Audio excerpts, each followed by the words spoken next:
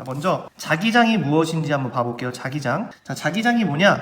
자기장은 뭔가 자석과 같은 게 힘이 작용하는 공간이라고 했습니다. 이제 얘를 이렇게 정의해줘요. 뭐냐? 자석 주위와 같이 자기력이 작용하는 공간이다.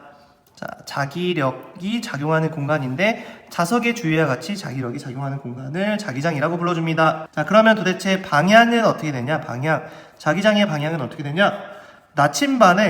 나침반을 놓았을 때 나침반에 N극이 가리키는 방향을 자기장의 방향이라고 합니다. 자, 그러면 나침반을 놓았을 때 여기가 N극이라고 보면 요 방향이 되겠죠. 자, 그러면 자기장의 세기는 어떻게 나타내냐? 자, 뭐냐? 자석의 양극에 가까울수록 이 세기는 커진다, 세다라고 볼 수 있습니다. 자, 무슨 말이냐? 자석이 이렇게 있으면요. 자석의 N극과 S극 중에 가까울수록 더 세고요. 자, 여기가 더 세고요. 멀면 약해지는 겁니다. 자, 볼게요. 두 번째.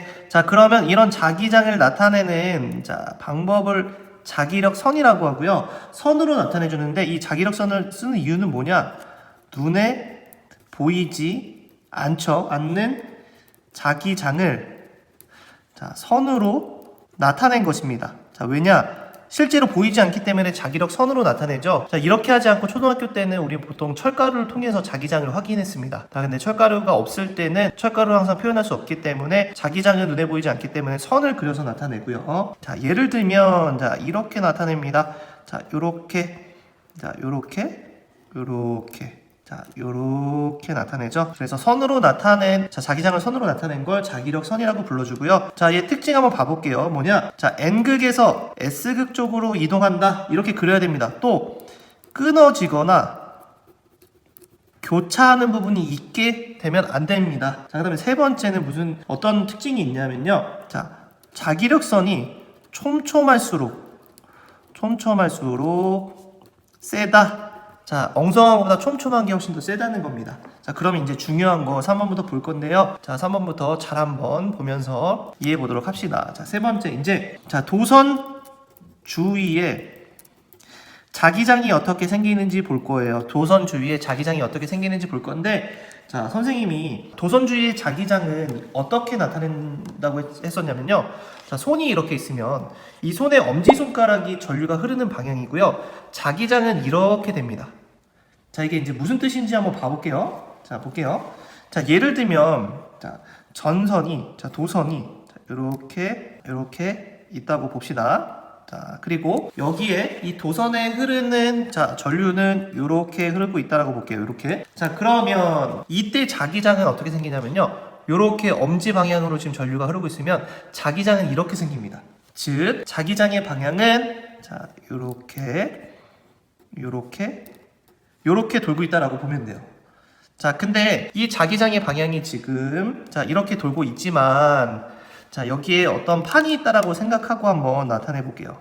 자, 보면 이 자기장이 움직이는 판이 여기 있다라고 보겠습니다. 자, 그러면 얘는 지금 옆에서 본 모습인데요. 얘를 한번 위에서 보면서 한번 표시를 한번 해볼게요. 자, 위에서 보게 되면 아마 이런 식으로 표현이 될 것 같아요.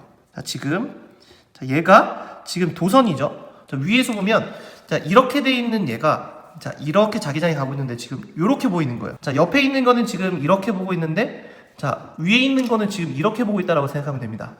자, 그러면 지금 위에서 봤을 때 이 도선 지금 자기장의 방향이 어떤가요? 이 방향이죠. 그래서 자기장의 방향은 이렇게 움직이고 있다라고 보면 됩니다.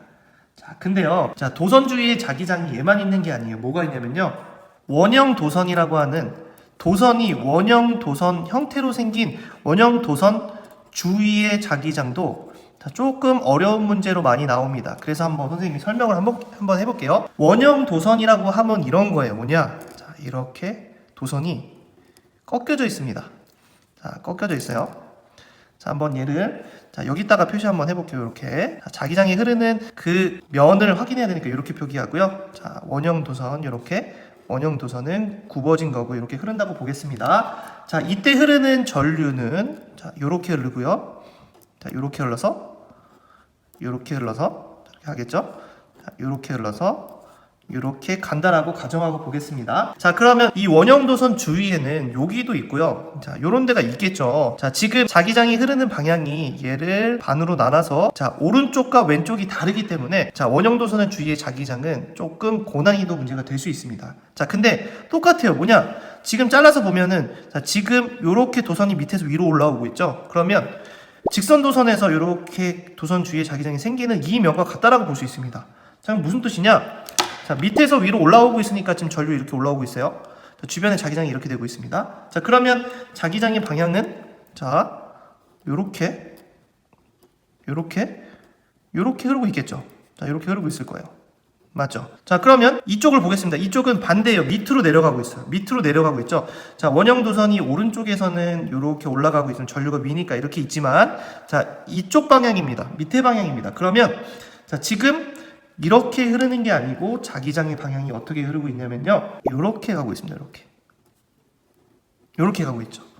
자, 이렇게 가고 있다가 얘가 이렇게 뒤집어지는 거야. 그럼 지금 이쪽으로 가고 있죠. 이쪽으로. 그러니까 이쪽 방향으로 자기장이 만들어집니다. 자, 그렇다면 한번 나침반을 놓았을 때 어떻게 되는지 한번 봐볼게요. 자, 지금 나침반을 이렇게 표시할 건데요. 자, 이렇게 색칠한 부분이 N극, 아닌 부분을 S극으로 표시하겠습니다. 자, 그러면 자, 이쪽에서 볼게요. 여기서 보면 자, 나침반을 놓았을 때 자, 지금 여기서는 위에서 밑으로 내려가니까 이런 식으로 나타내겠죠. 자, 여기서는 어떻게 나타나냐? 자, 여기서는 오른쪽으로 가니까 이렇게. 자, 여기서는 위쪽 방향. 자, 여기서는 오른쪽에서 왼쪽으로 가니까 이런 방향이 되겠죠. 자, 그러면 한번 여기서도 봐볼게요. 여기서 보니까 지금 원형 도선이지만 직선 도선과 같다 그랬죠. 밑에서 위로 올라오니까 이렇게 자기장이 생기는데 그러면 나침반의 N극이 가르치는 건 왼쪽에서 오른쪽으로 가고 있으니까 이쪽. 자, 여기서는 위쪽 방향이 되겠죠. 자, 뒤쪽에서도 아마 이렇게 될 거예요. 뒤쪽에서도 이렇게 가고 있으니까 왼쪽이 되겠죠. 자, 여기서도 자, 위에서 밑으로 가고 있으니까 이쪽 방향이 됩니다. 하지만 왼쪽에서 전류가 위에서 밑으로 흐를 때는 반대 방향이었습니다. 어떻게 되냐? 자, 왼쪽으로 가고 있죠. 자, 여기서는 위쪽으로 가고 있습니다. 자, 여기서는 어떻게 되냐? 여기서는 위에서 밑으로 가고 있으니까 여기죠. 자, 뒤에 나침반이 있다면 왼쪽에서 오른쪽으로 가니까 이 방향이 될 겁니다. 그래서 원형 도선 주위의 자기장은 이런 형태를 띠기 때문에 조금 다르다라고 볼 수 있어요. 자, 근데 이거 말고 하나 더 있어요. 뭐가 있냐? 조금 헷갈릴 수 있지만 얘도 사실은 어려운 건 아닙니다. 자, 뭐냐? 코일 주위에 생기는 자기장이 하나 더 있어요. 자, 그래서 하나만 더 보고 마무리하겠습니다. 자, 코일 주위의 자기장이 조금 더 달라요. 자, 코일이 뭐냐? 원통형으로 도선을 여러 번 감은 거예요. 자, 이런 게 바로 코일입니다. 코일. 자, 코일의 종류에 따라서 어떻게 생기는지 한번 보도록 할게요. 자, 먼저 코일이 이렇게 감긴 게 있을 거예요. 자, 요번에는 자, 이렇게 보겠습니다. 이렇게 해서 이렇게 감긴 있어요. 지금 보시면 선이 이렇게 이렇게 감긴 선이 코일이 있습니다. 자, 그러면 얘를 한번 봐볼게요. 자, 여기서는 지금 전류를 뭐 어떻게 한 방향으로 나타낼 수 없습니다. 자, 코일 주위의 자기장은 우리가 원래는 여기에 전류고 자, 감는 게 자기장이라고 했죠. 얘를 반대로 해주면 돼요. 어떻게 하면 되냐?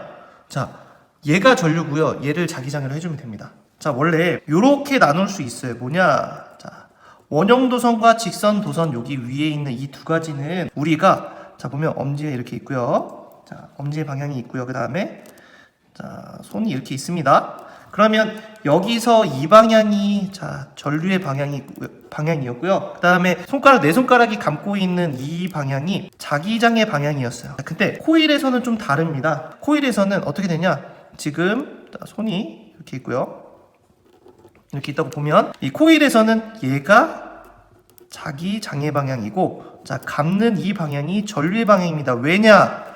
코일이 지금 꼬여있기 때문에. 그래서 이걸 가지고 생각하면 조금 편할 것 같아요. 그럼 봅시다. 자, 지금 시작하는 이 지점을 생각하면 될 것 같아요. 지금 전류가 이렇게 흐르고 있습니다. 이렇게. 자, 전류가 지금 이렇게 흐르고 있죠. 이렇게 흐르고 있으니까 지금 자기장의 방향은 어디냐면요, 이쪽 왼쪽 방향입니다. 그래서 자기장의 방향을 나타내면 자, 이 방향으로 나타낼 수 있습니다. 자기장은 지금 이렇게 자, 이렇게 자 이렇게 나타냈고요. 자기장의 방향이 왼쪽 방향으로 흐르고 있으니까 나침반을 놓게 되면 어떻게 될까요? 나침반을 놓게 되면 나침반의 방향이 자 이쪽을 향하고 있겠죠. 자 그러면 보겠습니다. 나침반을 여기다가도 놓을게요.